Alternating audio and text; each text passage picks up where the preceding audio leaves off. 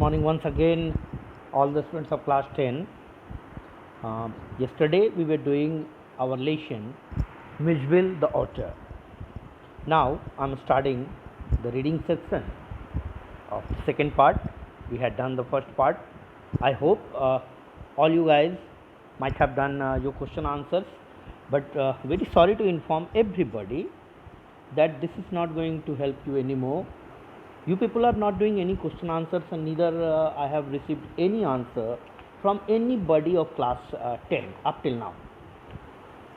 This is not going to help you guys, so please start doing.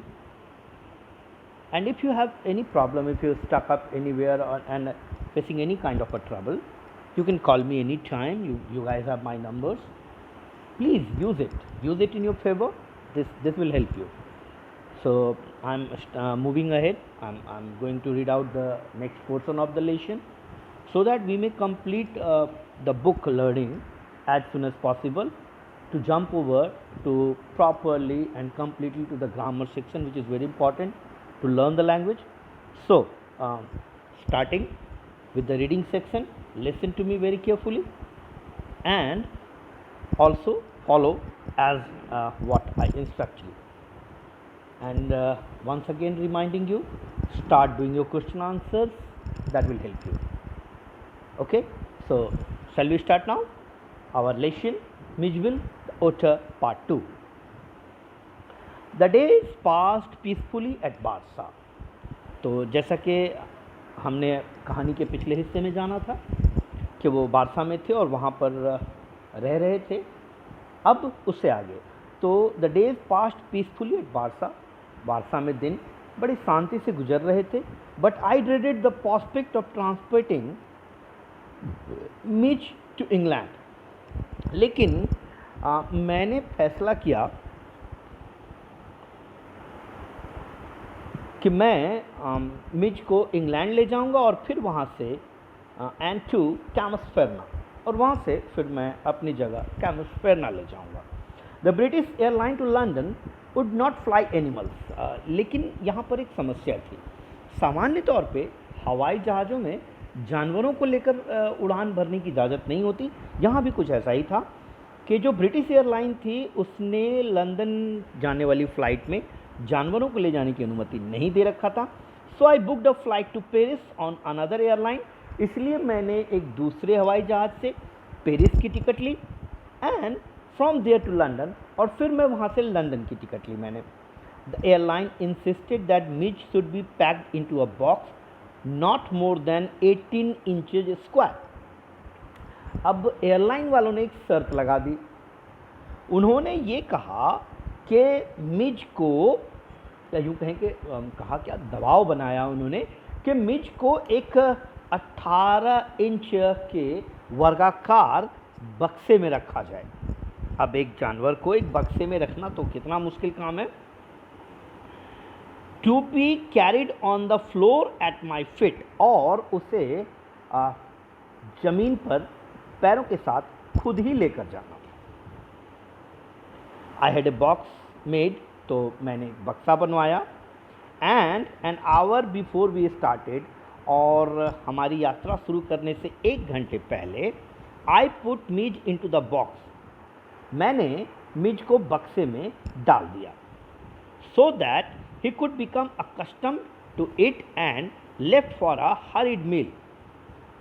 मैंने इस उद्देश्य से उसे बक्से में रखा कि वो इस बक्से से थोड़ा परिचित हो जाएगा रहने के लिए. अकस्टम्ड का मतलब होता है किसी जगह से पूरी तरह परिचित होना, ताकि आप उस जगह पर उपलब्ध चीज़ों का, संसाधनों का इस्तेमाल कर सकें.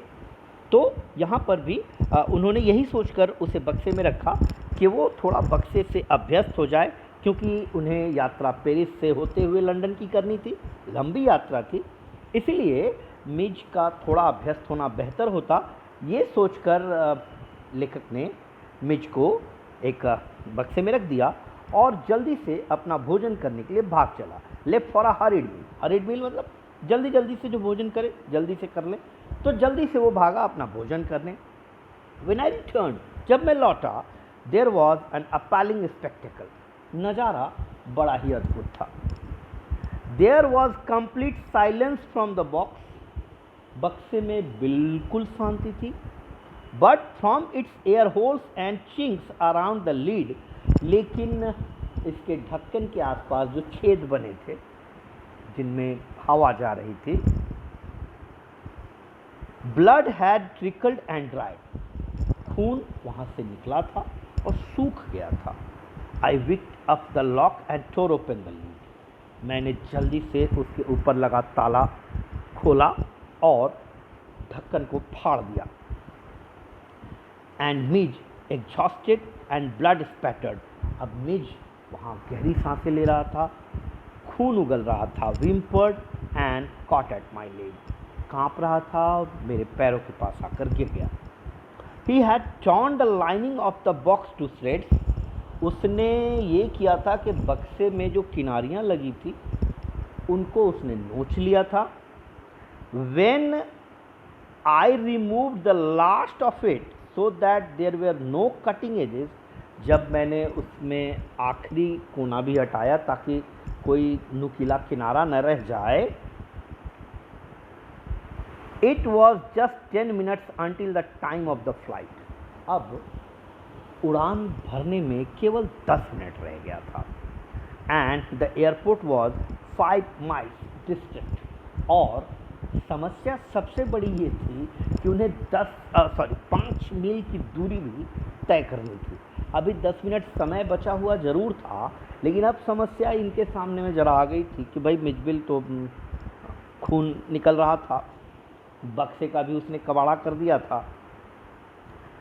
I sat in the back of the car with the box beside me as the driver tore through the streets of Warsaw like a ricocheting bullet. मैं गाड़ी की पिछली सीट पर उस बक्से को अपने बगल में रखकर बैठ गया और ड्राइवर ने गाड़ी को बड़ी द्रुत गति से चलाया, इतनी तेज़ी से जैसे कि वारसा की गलियों में बंदूक से निकली कोई गोली गुजर रही हो, इतनी ही तेज़ी से उनकी गाड़ी गुजर रही थी। The aircraft was waiting to take off, हवाई जहाज बस अब उड़ान भरने की तैयारी में था।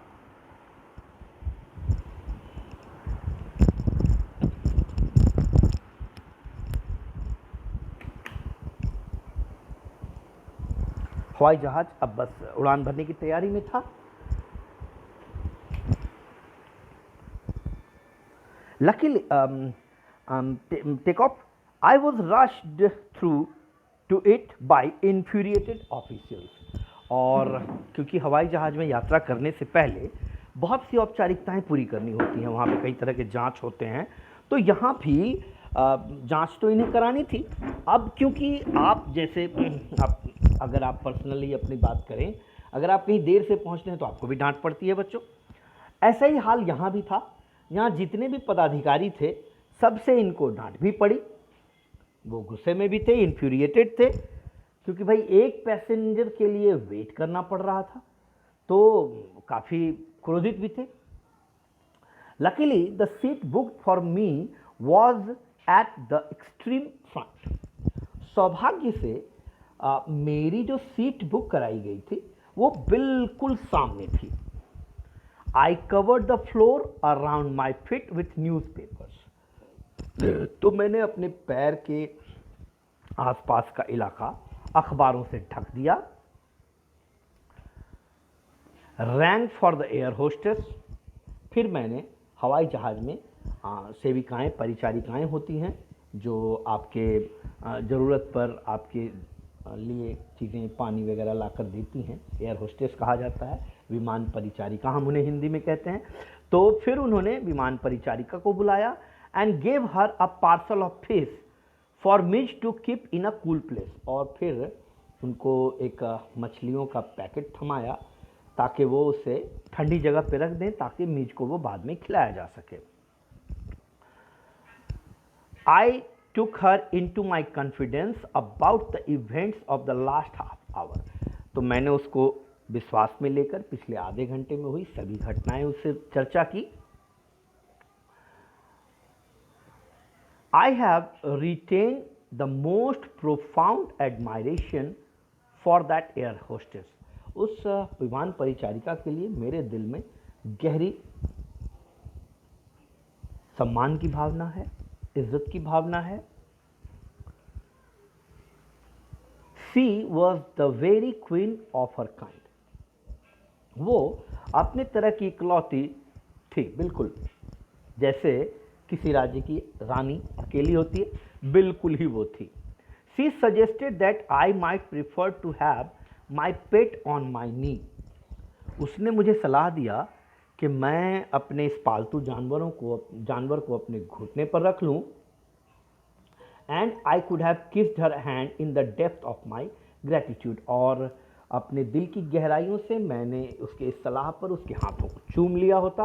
But not knowing otters I was quite unprepared for what followed, लेकिन क्योंकि मैं ओटर्स यानी उदबिलाओं के बारे में ज़्यादा नहीं जानता था, so I was quite unprepared for what followed, तो जो इसके बाद हुआ मैं उसके लिए बिल्कुल भी तैयार नहीं था। क्या हुआ जरा वो देखते हैं। Mij was out of the box in a flash, Mij एक झटके में बक्से से बाहर आ गया।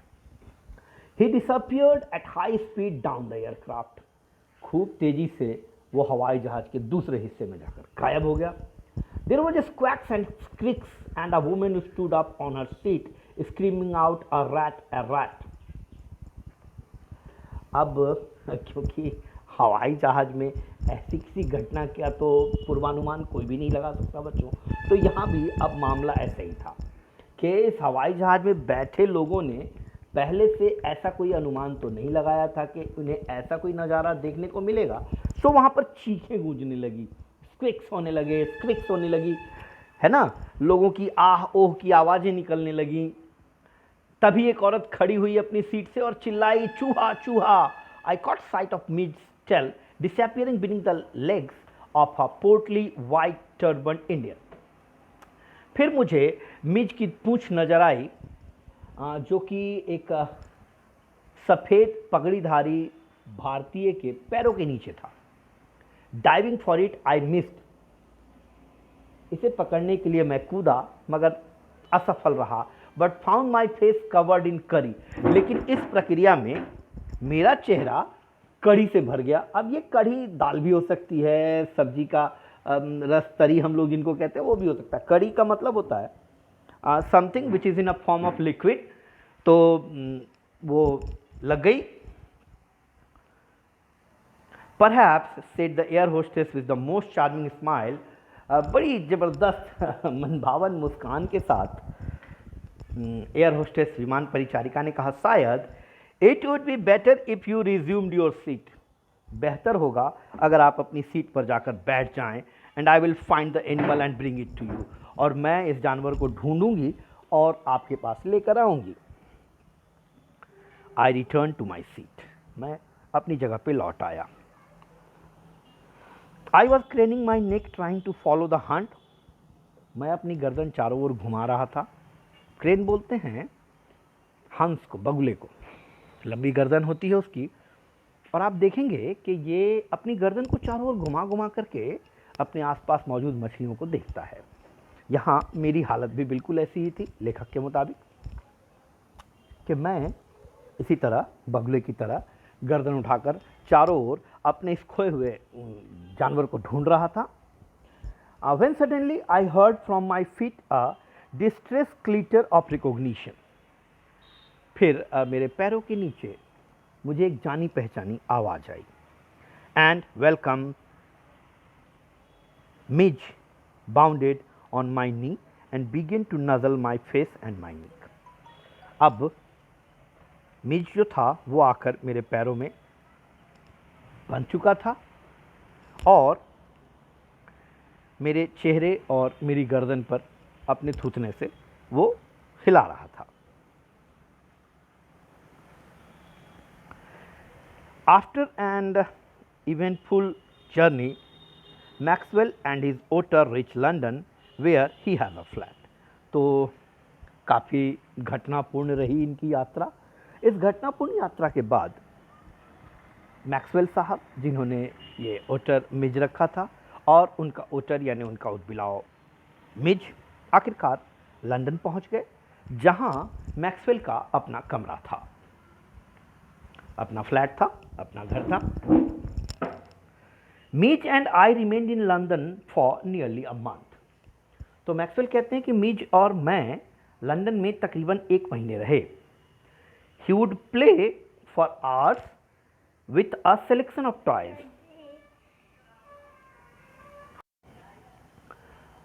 Selection of toys, ping pong balls, marbles, rubber fruit, and a terrapin shell that I had bought back from his native marshes.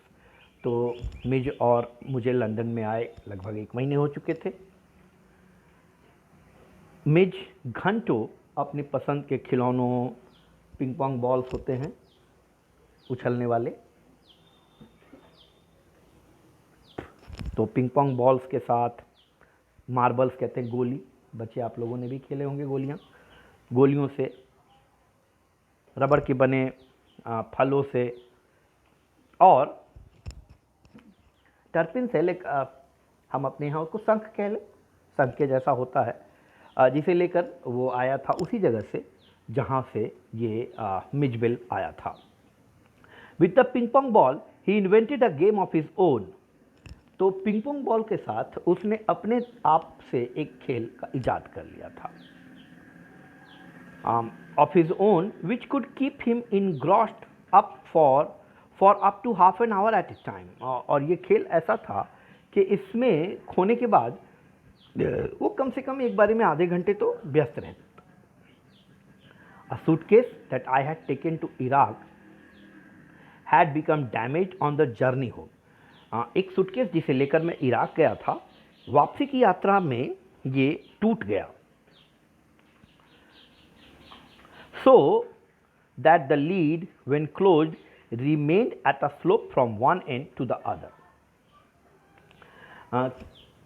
खराब ऐसा हो गया था कि उसका ढक्कन अगर बंद भी किया जाता था तो एक छोर से दूसरे छोर तक उसके मुंह में खुला रहता था। Midge discovered that if he placed the ball on the high end, it would run down the length of the suitcase। मिज ने ये समझ लिया था कि अगर वो बॉल को उस सूटकेस के ऊपरी हिस्से पर रखे तो ये लुढ़क कर नीचे की ओर आएगा। He would dash around to the other end to ambush its arrival। तो वो गेंद को ऊपर छोड़ देता और भाग कर नीचे जाता निचले हिस्से पर ताकि गेंद वहां पहुंचे। Hide from it, छुप जाता। Crouching, to spring up and take it by surprise। फिर वो अचानक उछलता और इसे पकड़ लेता, grab it, trot off with it to the high end once more। और फिर उसे लेकर दोबारा ऊपरी हिस्से पर पहुंच जाता था। Outside the house, I exercised him on a lead precisely as if he had been a dog। बाहर ले जाने के बाद मैं उसे वैसे ही सिकड़ों में, सिकंजों में रखता था जैसे वो एक कुत्ता हो। Mij quickly developed certain compulsive habits on these walks. तो ऐसी यात्राओं पर चलने का नतीजा ये हुआ कि बहुत जल्दी उसने कुछ खास आदतें विकसित कर ली। इन द लंडन स्ट्रीट, खास तौर पे लंदन की गलियों पर उसने आदतें विकसित कर ली। Like the ritual of children who on their way to and from school must place their feet squarely on the centre of each paving block. जैसे कि बच्चे सामान्य तौर पे स्कूल जाने और आने के क्रम में करते हैं कि जितने भी पगडंडियों पे ईंटें लगी होती हैं सब पर बीच में पांव रखते हैं, ऐसा ही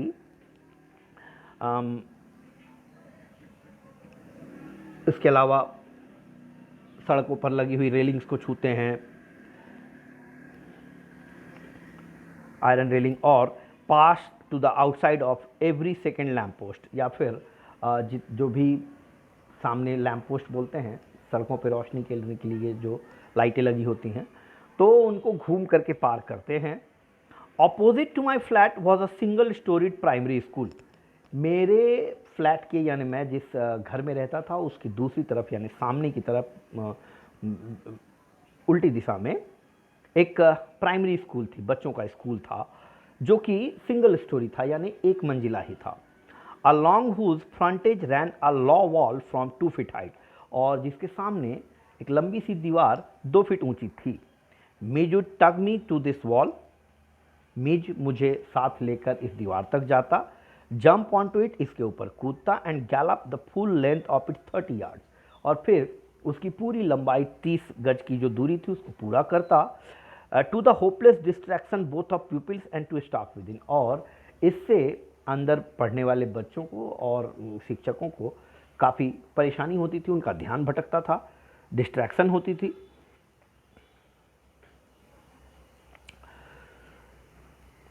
It is not, I suppose, in any way strange that the average Londoner should not recognize an author. It is not, I suppose. Maxwell कहते हैं कि मैं मानता हूं कि ऐसा नहीं है कि every that in any way that the average Londoner should not recognize an author. कि एक औसत जो लंदन का निवासी है वो एक उद्बिलाव को न पहचान सके, but the variety of guesses as to what kind of animal this might be came as a surprise to me. लेकिन जो लोगों ने अनुमान लगाए कि ये कौन सा जानवर हो सकता है, इसने मुझे हैरान कर दिया। Otters belong to a comparatively small groups of animals called mustelines. Otters जो होते हैं, उद्बिलाव जो होते हैं, वो एक जानवरों के एक छोटे से दल का हिस्सा होते हैं जिनको कि मस्टलाइंस कहते हैं। Shared by the badgers, mongoose, weasels, stoat, mink, others. और इस जाति में जैसे नेवले हो गए, है ना, हम बोलते हैं ना खरहा, क्या बोलते हैं उसको, गिलहरी, तो इन सब तरह की प्रजाति के ये जीव होते हैं। I faced a continuous barrage of conjectural questions that spread all the mustlines। मेरे पास बड़े अजीब अजीब तरह के सवाल आते थे जिसमें कि सारे मस्टलाइंस के नाम लोग ले लेते थे इस ओटर की जगह। More random guesses hit on a baby seal. ज़्यादा तो लोगों के जो गेस होते थे, अनुमान होते थे, वो ये होते थे कि ये एक नन्हा सील है। सील एक समुद्री जीव होता है, मछली की प्रजाति का, भारी भरकम होता है। या फिर स्क्विरल, गिलहरी। Is that a walrus minster? कोई कोई तो उसको वॉलरस भी कह देता था। वॉलरस भी एक जलीय जीव होता है।